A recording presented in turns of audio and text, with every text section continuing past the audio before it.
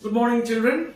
Now, today we start our discussion with the next chapter, that is labor. Now, what do we mean by labor? We have a common sense, we very commonly use certain statements that labor is working in our home, labor is being employed.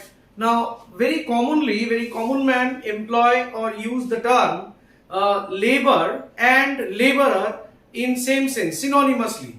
But in economics, labor is not the worker. The worker is the laborer. Okay? And what is then labor? The labor is the physical or the mental effort. A person working, a person doing some work, okay, that is the physical effort. A person teaching, a doctor applying his effort, intellect. So that's the mental effort. So any physical or mental effort exerted for producing some goods or services that generates income. It has to generate income. Suppose I am playing cricket, you are playing cricket in your neighborhood with your friends. That cannot be considered as labor because there no income generation is applied. There is no question of income generation.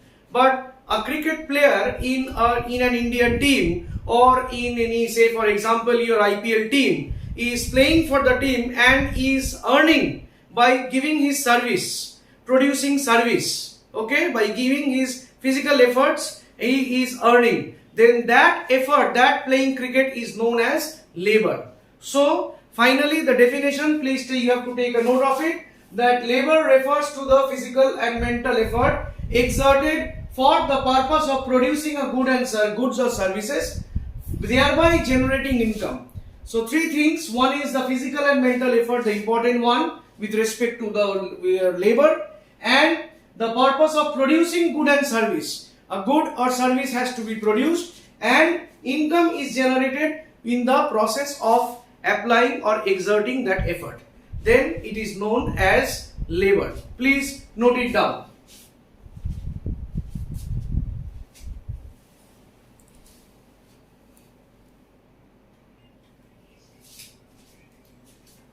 Next topic we come into our discussion, is characteristics of labor. According to your syllabus, you have to study the characteristics of labor. Now, what are the features? Characteristics means what are the features that labor possesses, right? Now, the first and foremost one, labor and laborer are inseparable. Labor and laborer are inseparable. Inseparable means you cannot divide or you cannot separate the effort of a person from the person. So the laborer or the worker, what we call the worker and the work, the laborer and the labor cannot be separated. Number B, labor cannot be accumulated.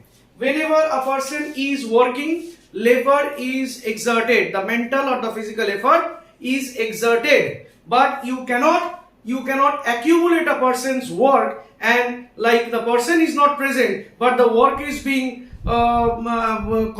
delivered. That cannot be happen. That is that the mental effort or the physical effort cannot be recorded, they cannot be accumulated. Okay, so what we call, now see, a question may come to your mind. Suppose a particular, I am delivering a lecture or someone else is delivering a lecture and that is being recorded, and in due course of time it is being delivered. So the person's effort, the mental effort or the physical effort which can be recorded and can be delivered to you. Now see, whenever that recorded one is also delivered, the person and the worker and the work cannot be separated. So in that sense, since a worker and the work, the laborer and the labor cannot be separated, though the labor separately it cannot be accumulated. The work itself cannot be separately accumulated.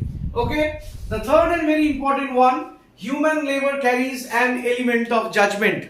Listen very carefully. This is the only factor of production. Labor, the only factor of production. Unlike your capital, unlike your land, definitely you have the fourth one, the organization where entrepreneur may come into the context, where the person, the decision maker, the proprietor may come into the context, but still we will come to it later on. The fourth factor of production mainly considered as organization. So labor, human labor here, the factor human labor used in the production process carries an element of judgment. Judgment means you can decide where to work, how long to work, whether to work or not. This decision, this element of judgment, human labor possesses.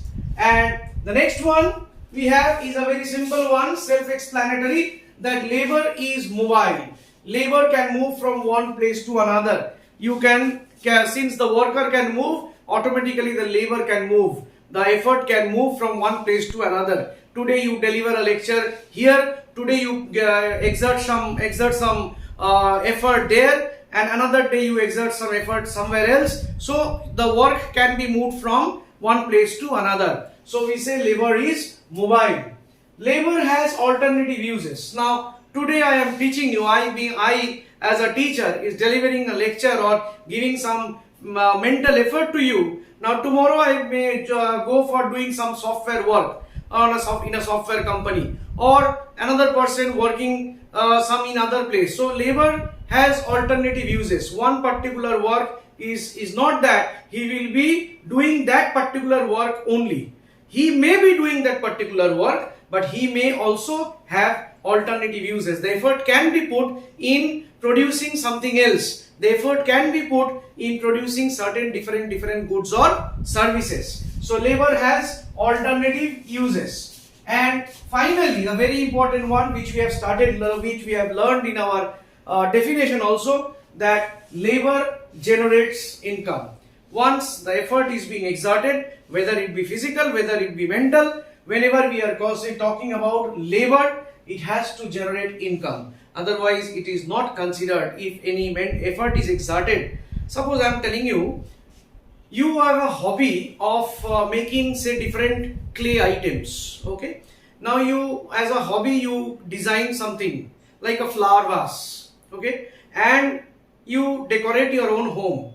In economics, that is not considered as labor being put into so that the flower vase is manufactured. Though a good is produced, though some utility is created, as we have learned, but for production, but it did not generate any income to you because you have done as out of your hobby. So that's the thing, it does not. But when that same product is being produced by someone else and sold in the market, he gets an income in return. He gets an income in return.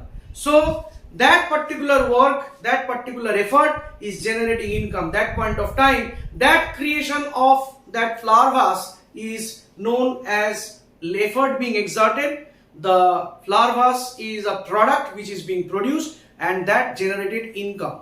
So that is considered as that effort is considered as labor. So another important feature or a significant important feature is labor generates income. So children, you have to learn all these 5 or 6 features, very significant features or characteristics of labor, and with the explanation, simple explanation, if possible say one example, but the explanations need to be briefed for 5 points. The same thing I tell you, for 5 marks question, you have to write 5 points, but you have to know all the points, because any point can be asked in the question to be explained for a short question.